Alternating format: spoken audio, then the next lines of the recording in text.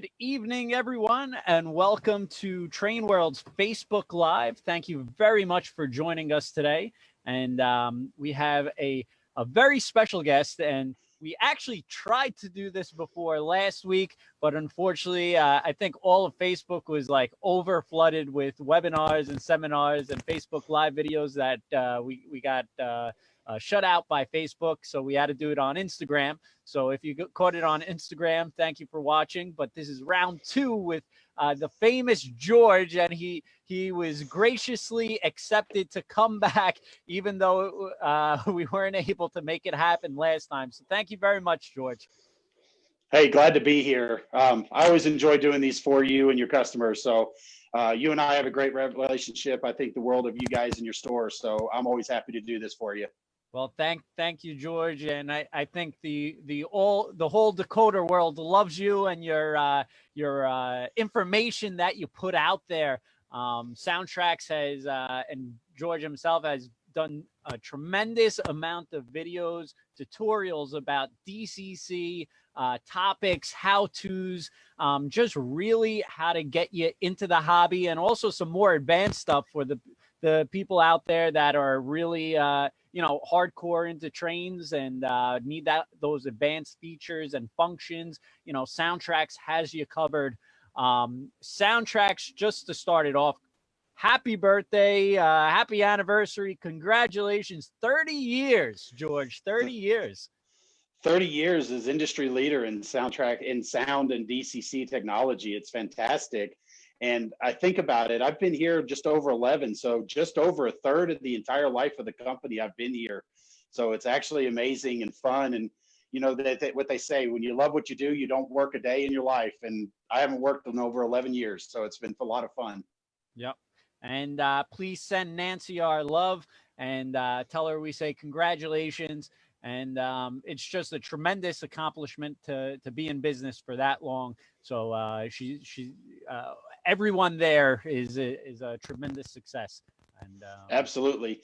And one thing I want to add on to the icing on the cake, when you and I were teasing the Instagram video that we had to do, I was teasing a new announcement we had. Right. Well, now I can say it.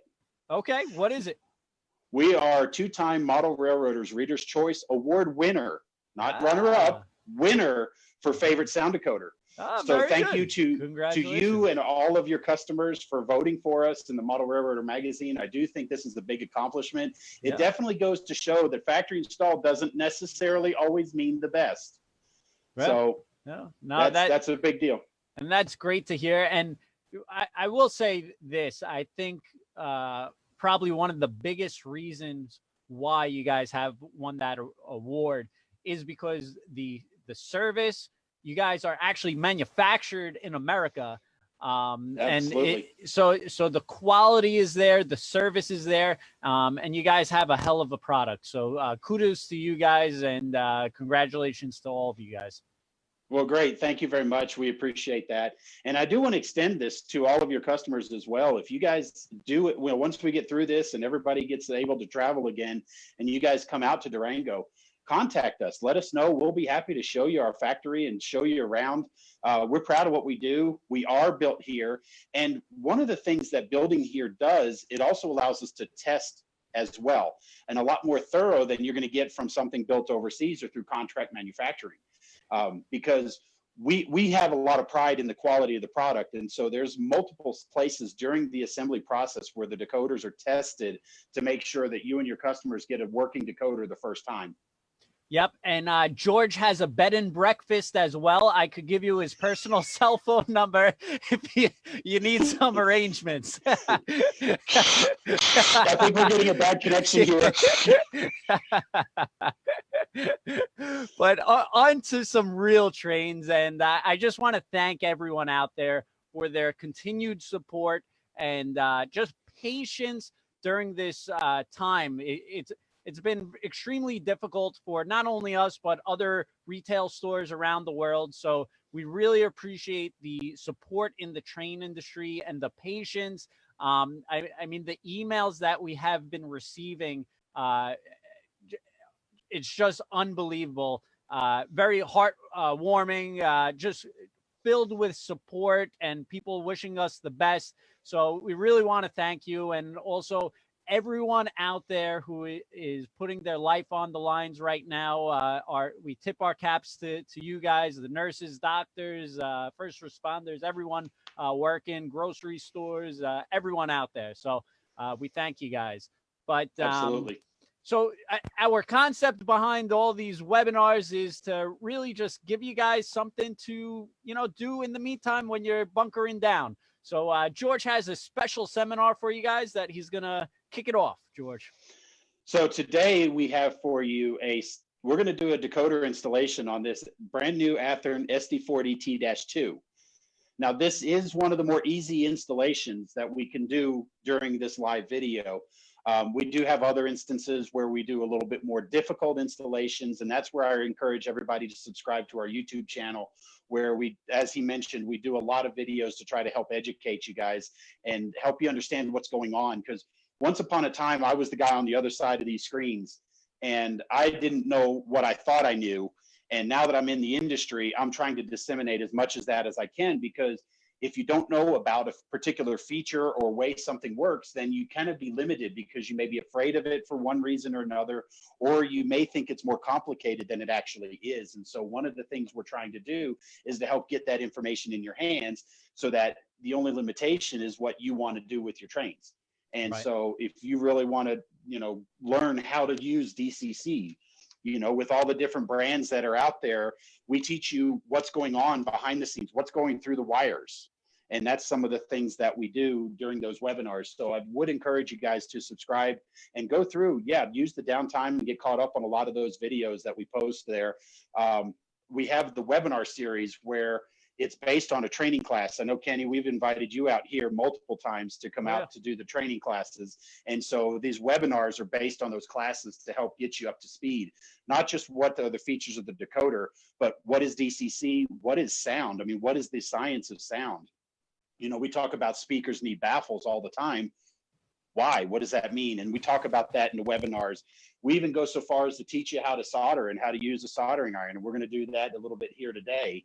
So anyway, be sure to subscribe and watch those. You can also catch the webinars on our website at SoundTraxx.com under the reference tab. You'll see a link there to webinars directly, and you can watch them right there in order.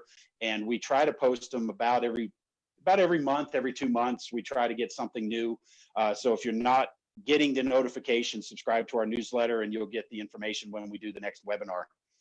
That's so great. With that, I'm going to go ahead and get started on this installation so you guys can really see. We're going to take a little bit of the fear factor out of what's going on with the decoder. Right. So what I'm going to do here first is I'm going to move the camera over a little bit, and I'm going to point it down so you can see a little better what I'm doing, because you don't necessarily need to see my face during this installation process. So the first thing you have to do is figure out how to remove the body shell. On this particular model, they have the coupler boxes, which have the screw that usually hold it in, and that's all that's holding the shell in place. In the speeding of time, I took those out. So basically what we're going to do now is we're basically just going to lift the shell gently off of the body, and this will come right up and set out of the way. Now you have to be careful, because a lot of times you may see wires coming through here, and these are the wires that are going to the various lights on the front and the rear of the locomotive. So you want to be cautious of where those lights are and where make sure they're attached or and so forth. So with that, we have this. I just realized I'm missing a tool. So I'll get it here in just a moment, but it's not critical this second. Do you want me to call Jen or Nancy? Actually, both of them are working at home today. Oh, so okay. It'll just take me a second to go get it. I realized I forgot it. But anyway, what we're going to do is we're just going to look at the decoder here. And this is the circuit board. This is what's called the motherboard. It basically has everything. You have 2 wires coming in from the track on the front and the rear trucks. And then you see the wires going to your lights. And then let me spin this around here a little bit. And you can see on the other side here where you have wires that are going to the motor. And so when you're looking at an installation, this is going to be a simple plug-in, but if you're looking at an installation, these are the things you want to identify what they are and where they're going, so that if you remove this circuit board, you know what the purpose of the wire is so that you can attach it to the correct place. So on this one, Athearn has changed their motherboard. Once upon a time, they had a 9-wire harness, which was known as their DCC quick plug. And the DCC quick plug would then plug into our TSU 2200. I'm looking to the side to see if I have any of the leftover props that we've used during some of these videos, and I'm not seeing what I'm looking for. But what they did is they changed their quick plug now to incorporate this 21-pin motherboard here. Okay. So we're gonna install our TSU 21P NEM for EMD. And one of the first questions we're going to talk about is why, how do I choose the decoder? And the first thing you're going to want to do is you're going to want to make sure to match the sound profile. And on our website, SoundTraxx.com, under the manuals tab, you're going to see what's called the sound selection reference. And the sound selection reference has the full listing of all the different prime movers, all the different air horns, all the different bells that you can get in the decoder already there. So that way you can find the prime mover that matches your model and put it in. Now we have them grouped by family. So when it comes to diesels, you have EMD, and then you have an EMD2 or EMD-2 that we thought would be a fun play on words. But what it is the EMD is the original EMD sounds that are the most common versions of all the different prime movers. So the things you're going to see, a 567 non-turbo that you're going to see in an F7, a GP7, all the, so forth. And then you have this 645 turbo that you're going to find in the 40 series, and things like that. You're going to see those are the most common versions. The -2 or the EMD2 is a second collection of prime movers. And those are some of the more unique versions of those prime movers. For example, on the original EMD, we have the 567. It's a 16-cylinder non-turbo with a transition. And then we have an 8-cylinder version with a transition. And those two sound very similar, obviously one without a transition. And really quickly to let you know, the transition is in basically internal wiring.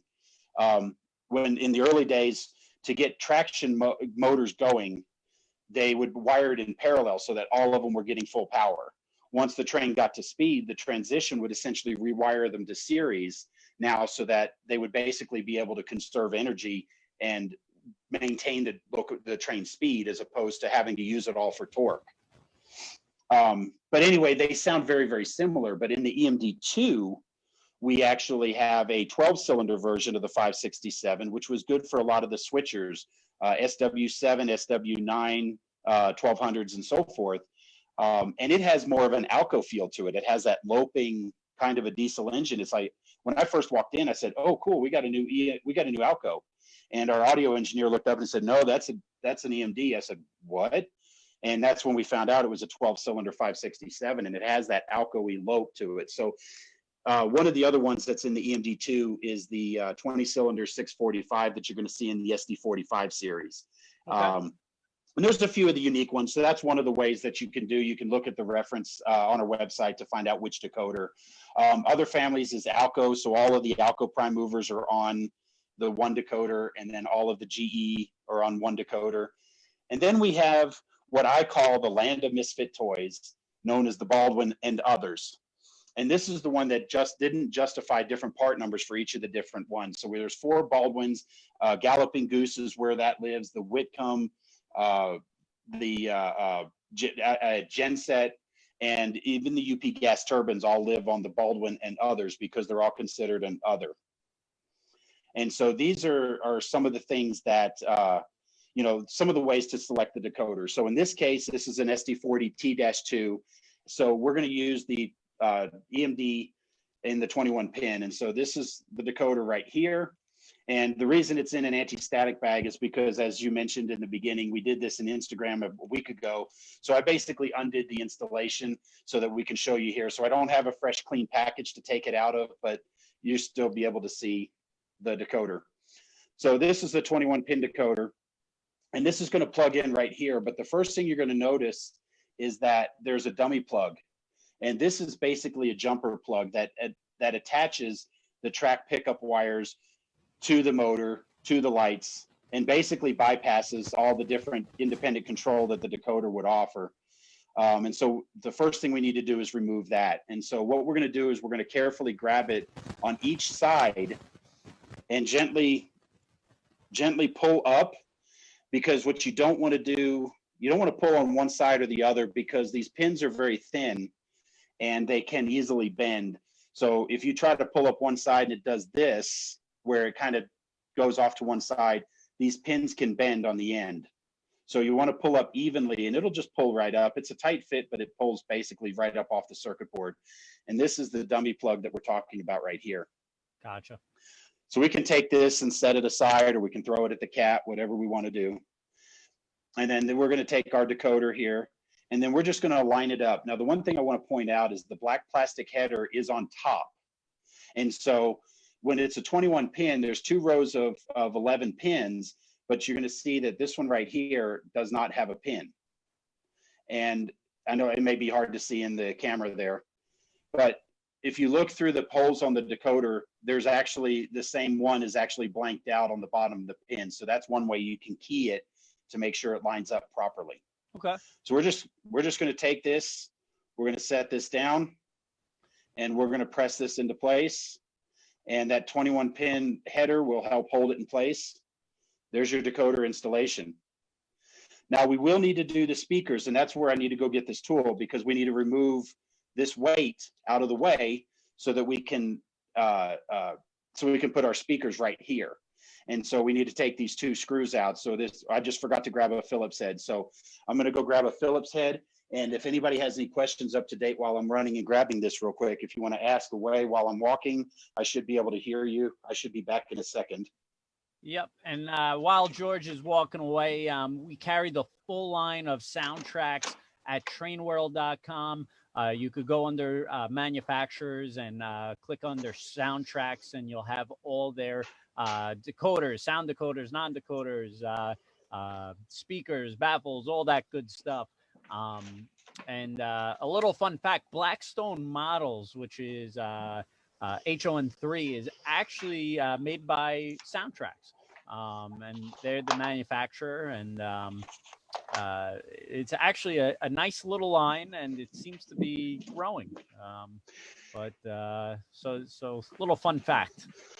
Yeah, it's one of our fun things. When we when the company moved to Durango, they moved to Durango partially because they loved the narrow gauge, and so that was one of the goals that they wanted to do, was to be able to eventually model it, because our company owner was originally an HON3 modeler himself, and so, you know, being able to do Blackstone gives him something that he actually has a vested interest in.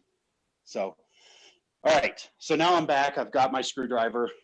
We're going to take these 2 screws out, and I want to apologize to everybody for not being prepared.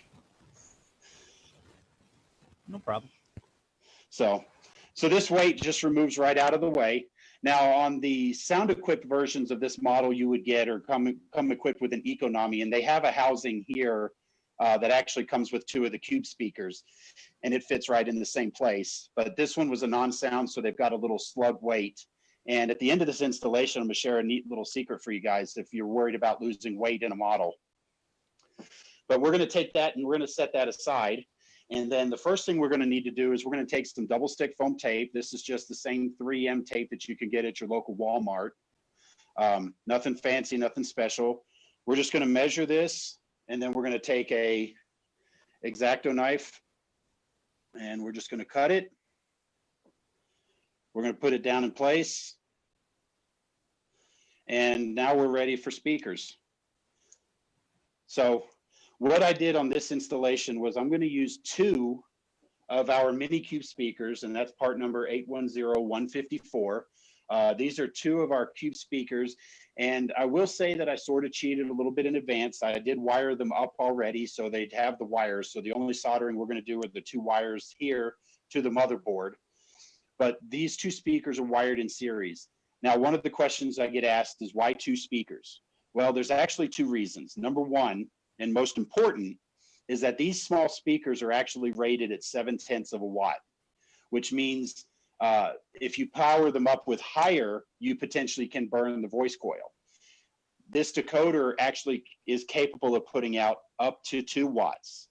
So if you try to pump 2 watts through a 7/10 of a watt speaker, you're going to damage it. So the 2 speakers together will get us within the tolerance, so that way we don't have to worry about overdriving the amplifier or the speakers and causing any damage. But ultimately, one of the reasons I like using 2 of these speakers is because, and this goes back to our talk about audio and the science of sound. Okay. These speakers are capable of reproducing down to 100 hertz, which is really, really low for speakers that we're putting in our models. The problem is that low frequency also comes through at low pressure. Pressure is what we hear as volume. So when something's low pressure, we don't hear it as clearly. And so these speakers being small, when you get about an inch or 2 away from the speaker itself, you really can't hear that low frequency. So now with 2 of them working together, those 2 speakers are working together to reproduce that sound. Now that sound has a little bit more power to it and can travel all the way to our ears. Gotcha. And where this comes in really handy, especially with our Tsunami 2, is we do have a 7-band equalizer, just like you would have on your home stereo system.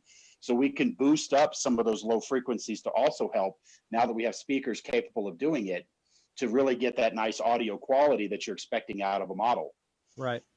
So, but anyway, we've got these 2 wired in series, which is basically daisy chained. We go from one speaker to the next speaker and then back to the decoder. So we're going to go ahead and mount these in place. And these can go in line right here next to each other. There's plenty of space. And the double stick foam tape will hold it right there. And one little tip for you is, a lot of times these weights that are still remaining will help tell you, where the top of the model is. So you can use that as a guideline to find out where the top of the model is in comparison to where you're mounting your speaker. So we're going to take this and we're going to solder this, and I'm going to try to do this more towards the camera here so you guys can see a little bit easier what I'm doing. So it may look a little awkward on my end, but it'll be nice and clean. So the first thing we're going to do is, we look at the circuit board, and you're going to see all these tabs are actually labeled with something, and these 2 right here are labeled S plus and S minus. So we're going to take our 2 speakers, and now we're going to take the 2 wires coming from the speakers, and we're going to attach them into that S plus and S minus. And a lot of times we get the question, which one's which? Well, when you're working with one speaker, it really doesn't matter. If you're working with 2 speakers, pick one and be consistent. Because for what we're doing, the polarity really doesn't matter, because in all honesty, we're looking at the back of the speaker here anyway. But as long as you're consistent, you're going to be fine. If you were doing big audio things for, say, a concert or something, that's where it's going to become a little bit more pressing to check polarity. But basically, pick one and be consistent. Also, some of our speaker packaging does also identify which is which. So we're going to grab our soldering iron. We're going to bring our soldering iron over.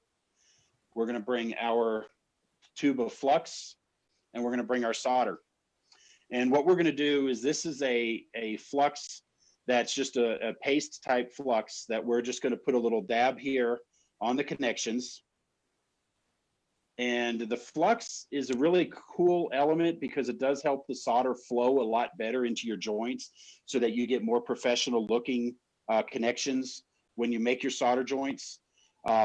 Because now what happens is the flux actually draws the solder off of the iron and into the joint. So it helps everything flow a lot better.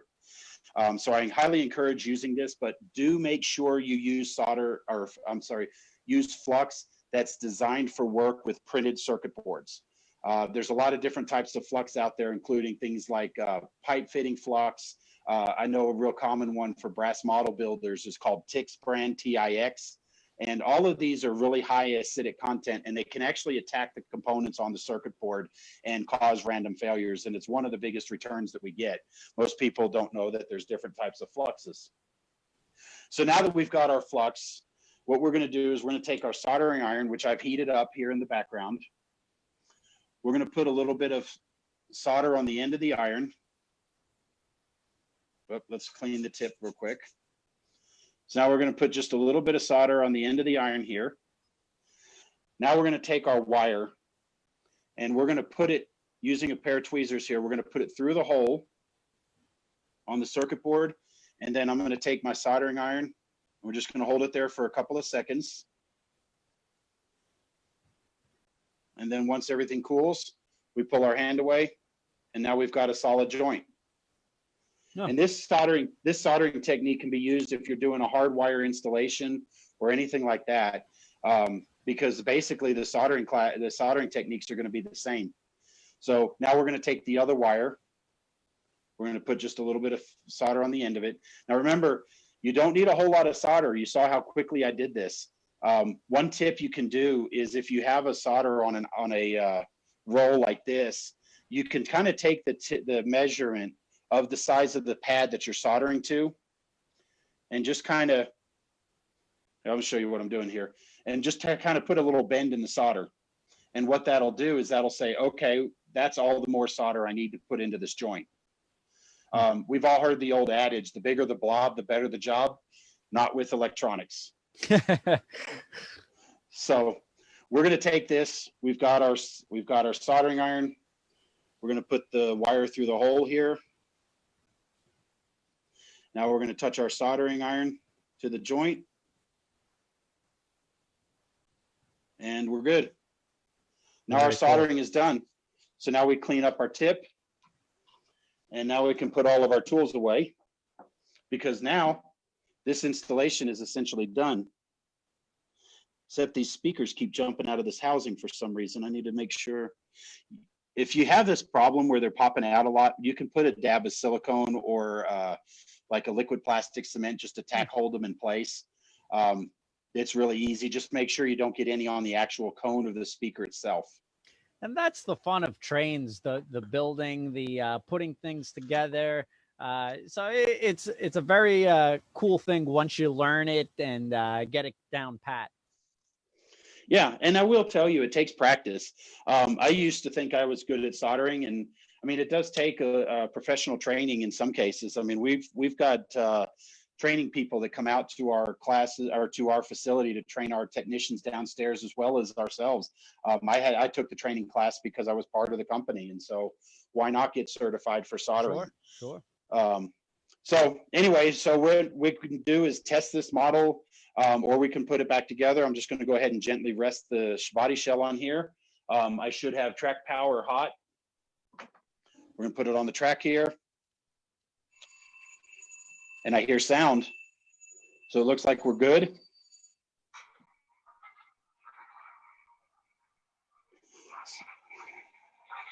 So we have this. We're going to select Loco 3. Now we can begin it. We have horn. There you go. Bell. Let's start to move it forward. We've got motion in the forward direction. We can change directions. We've got motion in the back. Now we can check our light. So we can turn on F0, and we can turn on and check our headlight, our reverse light is on. And then we move in the forward direction and our forward lights are on.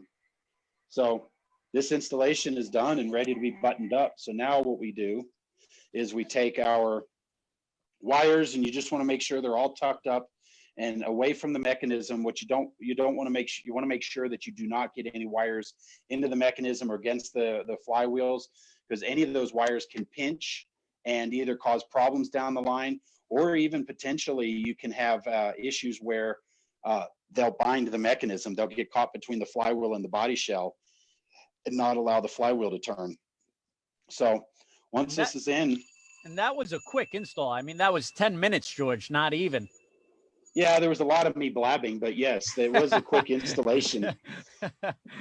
But so now when I've got my model, now we can come in here and say, okay, how do we set it up? Well, on our decoders, as I mentioned, this is the EMD decoder. And so the first thing we're going to want to do is we're going to select the correct prime mover. Now on this decoder, we have, as I mentioned, the two 567s. We have a turbo 567 and then a dual 567, all on the same decoder. But this is a 645 turbocharged. And one of the things you can tell a turbocharger is because there's a single exhaust port. So the next prime movers we have in our list is the 645 non-turbo and then the 645 turbo. So looking at that, we're going to select the 6th prime mover.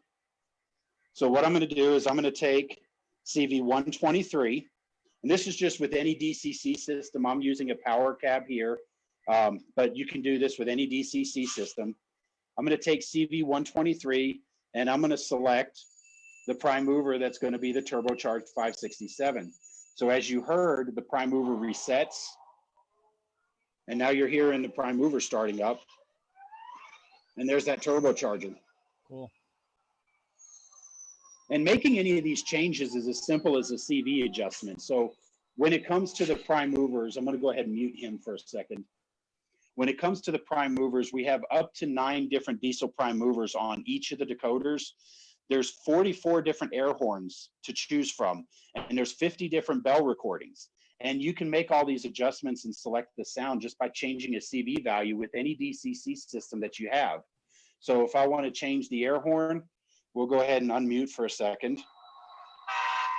You can hear the horn blow, but I'm going to change CV number 120. And I don't have the list in front of me, so I'm just going to pick a random number here. So you can hear how that air horn has changed. Now, and so you've got the full complement of sounds right there at your fingertips. You don't have to go in front of a computer and spend an hour downloading or selecting sound files. You can get back on the road and run your trains right away. Now, George, we did have a good question from Andrew out there. He wants to know if the wires are included with speakers. If so, are they pre-stripped? If not, what gauge wire should he use, or what kind of wire do you sell that he could use? Yeah, that's a great question. And no, the wires are not equipped with the speakers because some models have wires already there, some don't. Gotcha. So it'll vary a little bit. But we do have 10-foot sections of wire that you can buy right there at TrainWorld.com. You have all different colors, purple. If I believe. That is correct. We have 10 different colors. I don't remember the part number for the purple, which would be designated for the speaker right off the top of my head. Right. But it's one of those. It's 810142 through 810152. And so it'll be somewhere in the middle of that. Usually when we're doing the orders, I look through there and I just type it really quickly and find it. I don't remember the numbers. Does it matter which color? Should people color code? Is it just personal preference? It's actually a little bit of both. The color coding helps somebody go back and diagnose issues down the line. Like say, for example, if their speaker's bad. Well, if they open it up and all the wires are black and they don't know where the speaker is, let's say it's buried in some of the models, you can find it in the frame, and then you've got all these black wires. It's like, which ones do I test? Gotcha. It's a lot harder. So the color coding helps diagnose this. Especially like say, for example, if we did this one where we removed the circuit board, the wires coming from the LEDs are red and black, and that tells us positive and negative. And the good thing is that now we can quickly identify that so we can attach it to any new decoder that we put in its place. Gotcha. But in this case, most speaker wires we use is purple. It's just something we've done since the beginning of our company. But NMRA normally has color codes for each purpose. Red and black are traditionally track wires. Orange and gray are to go into the motor. Blue, white, and yellow are for lights, and then purple for speaker. Gotcha. Very good. That's a good question, Andrew. And I mean, it's nice to have a guide like this just to go based off of it if you're trying it for the first time. So this was great to see, George. Yeah, and like I said, most installations are very simple like this. You can get into some of the more complicated installations where you're basically having to gut a model and rewire the whole thing, but the principle's still going to be the same. You're going to have the track wires, you're going to have the motor leads, and then the light wires, and then your speaker wires. And beyond that, it's the same installation. When you get into some of these other things where they have smoke units and stuff like that, we've got special ways to address those in the documents on our website to help you address if you're wanting to put smoke units or things like that in your models. But for the most part, it's straightforward. And any of the models that I've done, I usually do a board replacement in most cases. These 21-pin, we talked with Athearn quite a bit when they were designing these, and so I know they work well. So I'm perfectly happy using these. Whoops. Yep. Took him off the track for a second. And so, someone in, I guess, in the previous episode wanted to know what the ringing bell meant.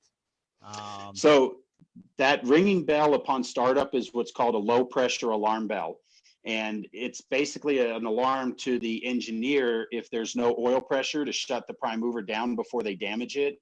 But when the engineer is starting it up, remember, they don't have an ignition key like we do in our cars.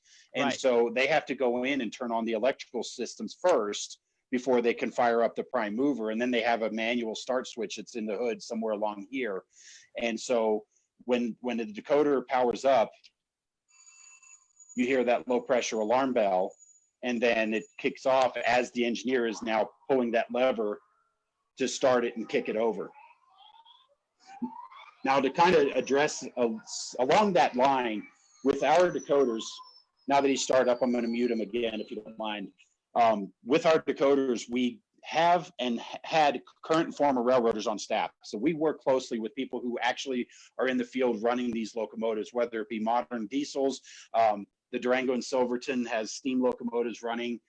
So we have had that experience on staff to be able to put that experience into the decoders, so that some of the subtle sounds that you're hearing that are considered background sounds may not necessarily be a true background sound. It's something the engineer uses quite a bit. For example, the brakes. Engineers use the brakes as much as they do with the throttle, especially when it comes to handling a train. Whereas with our cars, we tend to push the brakes and only when we're coming to a stop. But for them, train handling uses the brakes as much. And so having that in there is a feature that you can adjust and use as an actual operator using your DCC system of choice. It's all there for you. And in a way to do that, to help make sure we give you that full complement, we have in our Tsunami 2 product line actually 16 independent sound channels. What that means is that it can play up to 16 sounds all at the same time without distortion or causing any issues to hear it. So if I turn on the prime mover, blow the horn, ring the bell, the air compressor cycling in the background, which I'll talk a little bit more about that in a second. But if I turn on the Sanders, some of these other sounds don't disappear mysteriously because another sound has been prioritized. Our nearest competitor in their newest feature boasts that they have 10.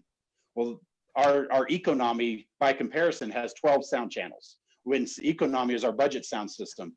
So when it comes to sound reproduction, we do want to make sure we give you that full complement of sounds, especially when it comes to steam locomotives.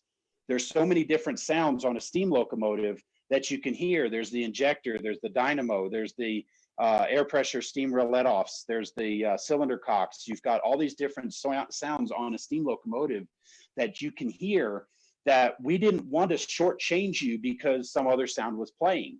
And so by doing that, you're going to get that full complement. So a locomotive of, say, this size may still be hand shoveled coal, but when you get a bigger locomotive, like say something like the big boys or the Challengers in the day, those were done by an auger.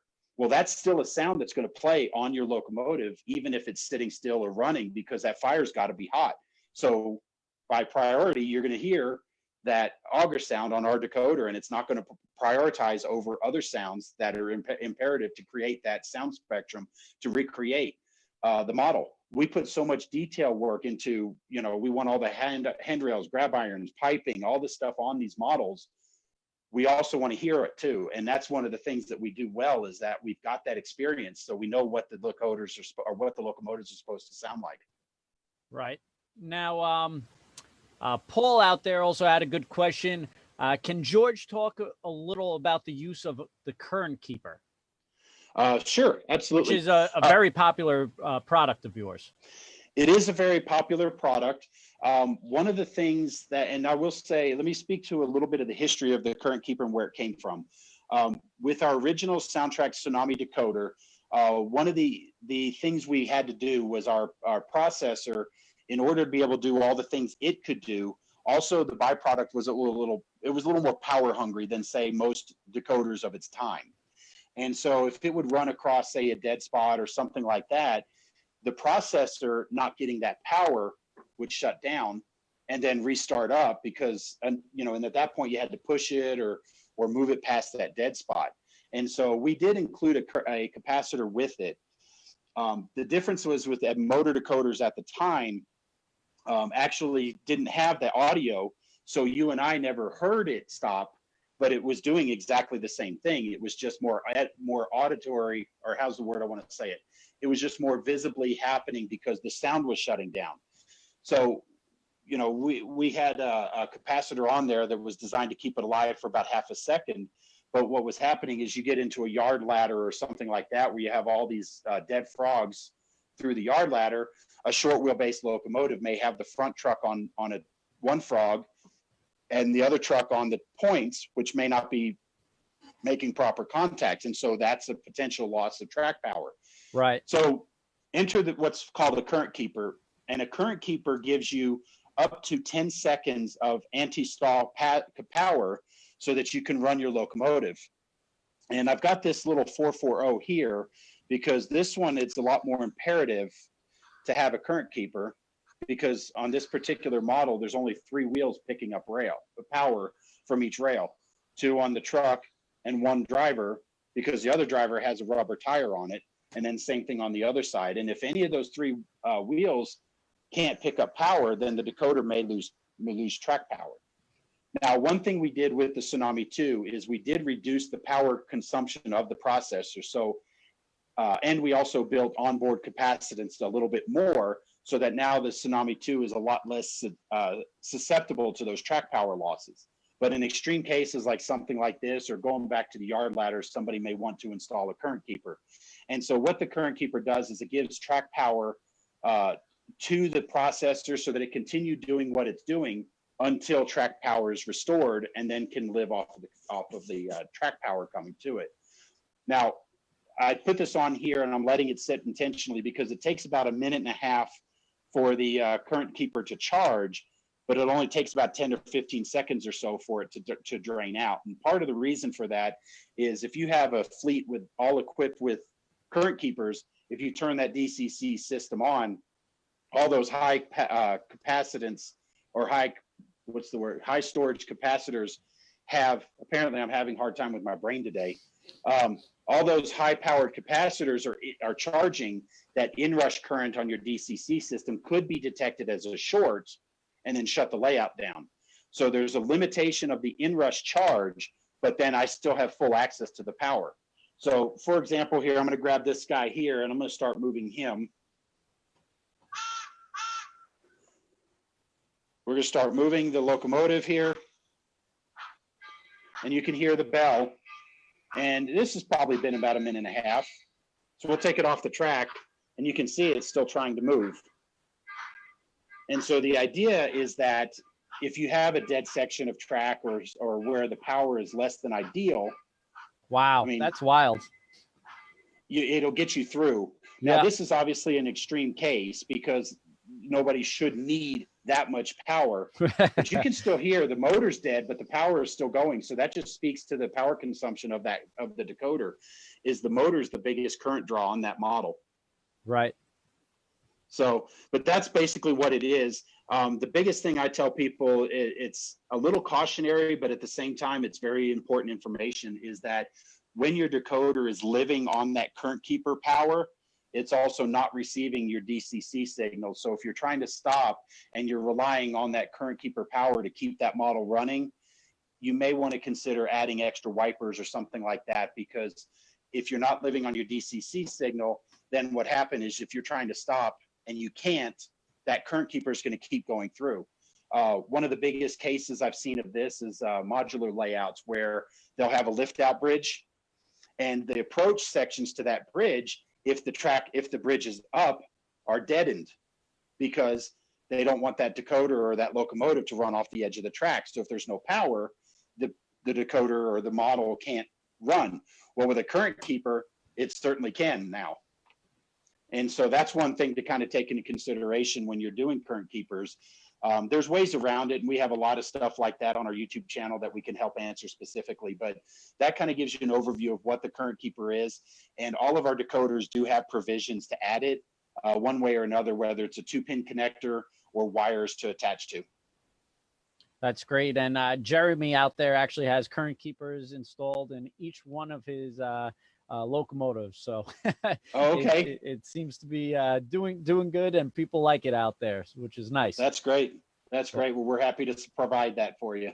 and again, you could get all your SoundTraxx products at TrainWorld.com. Just go to manufacturers, SoundTraxx, tons of decoders, wires, speakers, all that good stuff. And George, I want to thank you so much for taking the time today to show this decoder install. And we got to do this more often for sure.